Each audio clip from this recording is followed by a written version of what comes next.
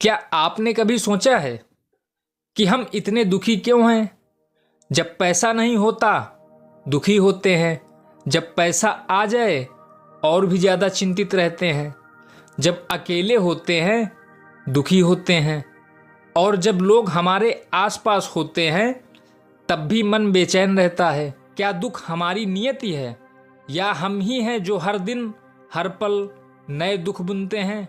इस कहानी में एक आम इंसान है और एक अद्भुत गुरु बुद्ध, लेकिन जो सीख इस किसान को मिलती है वो हर इंसान के लिए जरूरी है जो सच्ची शांति चाहता है।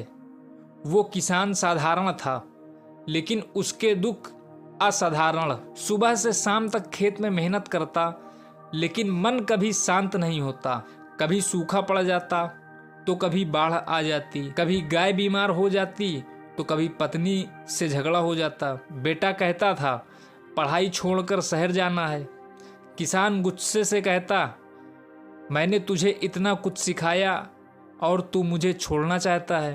हर दिन उसके जीवन में कोई न कोई चिंता थी, लेकिन सबसे बड़ी चिंता ये थी कि कब ये चिंताएं खत्म होंगी।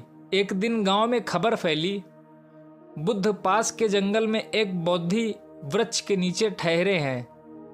लोग दूर दूर से आकर उनके दर्शन कर रहे हैं, उनसे प्रश्न पूछ रहे हैं और जवाब लेकर शांत लौट रहे हैं। किसान सोचने लगा, अगर ये बुद्ध इतने ज्ञानी हैं तो शायद मेरी 83 समस्याओं में से कुछ का समाधान मिल जाए। अगले ही दिन वो सुबह सवेरे अपने सवालों की गठरी लेकर निकल पड़ा। किसान ने बुद्ध को देखा, बिल्कुल शांत, जैसे कोई झील हो जिसमें कोई हलचल ना हो। वो जाकर बुद्ध के सामने बैठ गया और कहने लगा, भगवान मेरी जिंदगी दुखों से भरी है, 83 समस्याएं हैं। मेरी फसल, मेरा परिवार, मेरी गाय, मेरा बेटा, मेरी सेहत, सब कुछ मुझे परेशान करता है।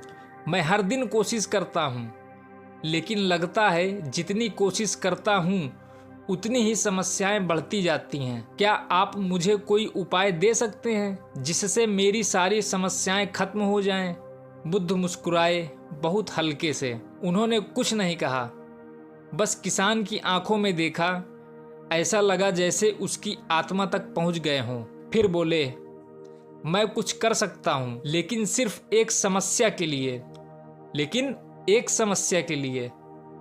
किसान चौंका और बोला, सिर्फ एक? मेरी तो 83 हैं। बुद्ध फिर मुस्कुराए और कहा, तुम्हारी असली समस्या यह है कि तुम चाहते हो कि तुम्हारी कोई समस्या ही ना हो। यही 84वीं समस्या है और सबसे बड़ी।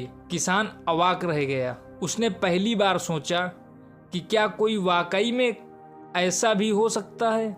बुद्ध बोले, इस जीवन में 83 समस्याएं हमेशा रहेंगी। तुम उन्हें बदल सकते हो लेकिन मिटा नहीं सकते। एक जाएगी तो दूसरी आ जाएगी। तुम फसल की चिंता करते हो, ठीक है, पर जब अच्छी फसल होगी तो चिंता होगी कि कहीं चोरी ना हो जाए। तुम बेटा चाहता है, तुम्हारा कहना माने, मान भी लिया तो चिंता होगी कि वो कहीं गलत संगत में ना चला जाए। समस्याएं जीवन का हिस्सा हैं, लेकिन उनसे आजाद होने की जिद ही तुम्हारा सबसे बड़ा बंधन है। किसान की आंखें भर आईं। उसने कहा, तो क्या मुझे बस चुपचाप सारी समस्याएं सहते रहना चाहिए? बुद्ध ने सिर हिलाया और बोले, नहीं, सहनशीलता भी तभी सार्थक होती है जब समझदारी के साथ हो। तुम अपने खेत को सुधारो, बेटे से प्रेम करो, बीवी से संवाद करो, लेकिन ये सोचकर मत जियो कि कोई दिन ऐसा आएगा जब जीवन पूरी तरह परफेक्ट हो जाएगा। वो दिन कभी नहीं आता, और जब आता है तो हम बूढ़े हो जाते हैं, थक चुके होते हैं और फिर पछताते हैं कि हम जीवन जी ही नहीं पाए। किसान की समझ खुलने लगी थी। वो धीरे से मुस्कुराया और पहली बार अपनी समस्याओं को शांति से स्वीकार किया। उसने कहा, मैं समझ गया, मैं लड़ रहा हूँ जीवन से जबकि मुझे जीना था। बुद्ध बोले, तुम्हारा असली युद्ध कभी बाहर था ही नहीं, वो तो भीतर था, तुम्हारी इच्छाओं से, तुम्हारी अपेक्षाओं से।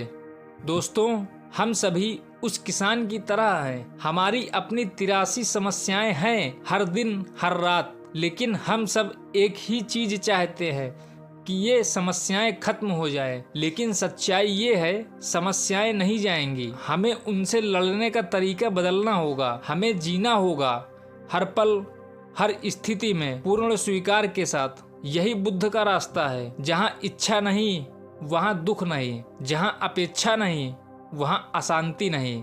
अगर ये कहानी आपके मन को छू गई हो तो इसे दूसरों तक जरूर पहुँचाएं, क्योंकि शायद कोई और भी कहीं अपने 83 दुखों से जूझ रहा हो और उसे सिर्फ एक छोटी सी सीख चाहिए हो कि जीवन को बदलने से पहले हमें अपने देखने का तरीका बदलना होगा।